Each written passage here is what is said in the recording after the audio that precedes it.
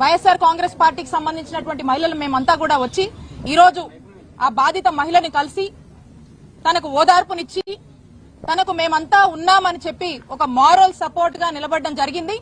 అలాగే వారి కుటుంబాన్ని కూడా పరామర్శించి అసలు ఏం జరిగింది, ఈ గొడవ ఎలా మొదలైంది, ఏమేం జరిగింది అని వారి మాటల్లో అడిగి తెలుసుకోవడం జరిగింది. ఈ ఘటన ఎంత దారుణం అంటే అంత దారుణం అని చెప్పొచ్చు, అంత బాధాకరం. ఇలాంటి ఘటన ఈ రోజున మన ఆంధ్రప్రదేశ్ రాష్ట్రంలో నెలకొందంటే ఇది ఖచ్చితంగా ముమ్మాటికి ఈ గవర్నమెంట్ ఫెయిల్యూర్. పోలీసులంటే భయం లేక అధికార మదంతో మితిమీరిపోయి ఎక్కడ ఇంత కూడా కొంచెం కూడా ఇది తప్పు అని ఆదం మర్చిపోయి మరి టీడీపీ నాయకులు ఏ విధంగా కూడా ఈ మహిళ మీద వారి యొక్క కుటుంబం పట్ల వ్యవహరించారో మనం అందరం కూడా చూస్తున్నాము. ఈ ఇన్సిడెంట్ చాలు బీహార్ ని మించి ఈ రోజు ఆంధ్రప్రదేశ్ రాష్ట్రంలో ఏ విధంగా ఈ ప్రభుత్వం వచ్చాక మరి టీడీపీ వాళ్ళు గూండాల్లాగా రౌడీల్లాగా చెలరేగుతున్నారో ఇదే ఇన్సిడెంట్ అందరికీ కూడా ఒక నిదర్శనం అని చెప్తా ఉన్నాను.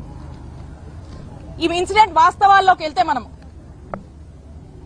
ఎవరైతే ఈ మహిళ ఉందో వారి యొక్క కుటుంబం వాళ్ళ ఇంటి ముందు బోరు రిపేర్ చేసుకుంటూ ఉంటే ఆ వార్డు సెక్రటరీ అయినటువంటి టీడీపీ నాయకుడు వచ్చి మీరు మీ ఇంటి ముందు బోర్ రిపేర్ చేస్తున్నారు అని చెప్పి మాకు మామూలు ఇవ్వాలి, 10,000 మాకు మామూలు ఇచ్చే మీ ఇంటి ముందు మీ బోర్ రిపేర్ చేసుకున్నాను డిమాండ్ చేశాడు.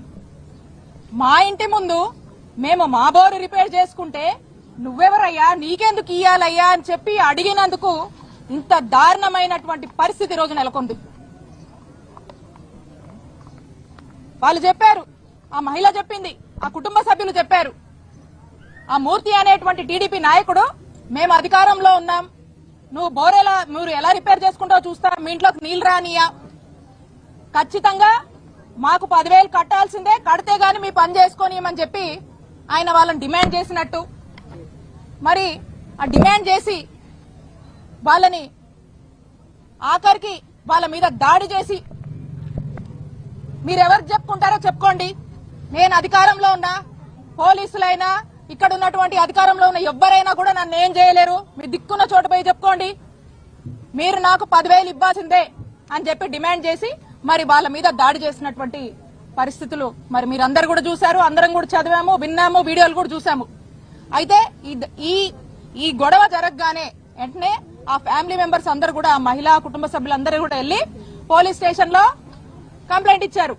కంప్లైంట్ ఇస్తే పోలీసులు చాలా లైట్ తీసుకుని అది కూడా టీడీపీ వార్డు సెక్రటరీ అండి అని వీళ్ళు చెప్పడంతో ఇది అధికార పార్టీ కదా కాబట్టి మనం పెద్ద జోక్యం చేసుకోవద్దు అనుకున్నారో ఏంటో గానీ టీడీపీ అనగానే ఇక పోలీసులు ఈ విక్టిమ్ యొక్క కంప్లైంట్ ని పక్కన పెట్టేశారు.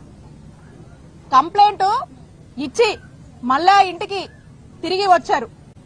ఈ మహిళ వాళ్ళ కుటుంబ సభ్యులందరూ కూడా తిరిగి ఇంటికి వస్తే మీరు మా మీద వెళ్ళి మేము అధికారంలో ఉండగా మా మీద కంప్లైంట్ ఇస్తారా, ఎంత ధైర్యం మీకు అని చెప్పి రెండోసారి ఈ టీడీపీ వార్డు సెక్రటరీ ఈ మూర్తి అనే అతను సకుటుంబ సమేతంగా ఇంట్లో ఉన్న అందరినీ ఎంటబెట్టుకుని మహిళలతో సహా ఎంటబెట్టుకుని 9 మంది వచ్చి మళ్ళా ఈ కుటుంబం మీద దాడి చేశారు. ఏ విధంగా వివస్త్రణకు గురి చేసి ఎంత దారుణంగా ఒక మహిళ మీద దాడి చేశారో మనమంతా కూడా చూసాము.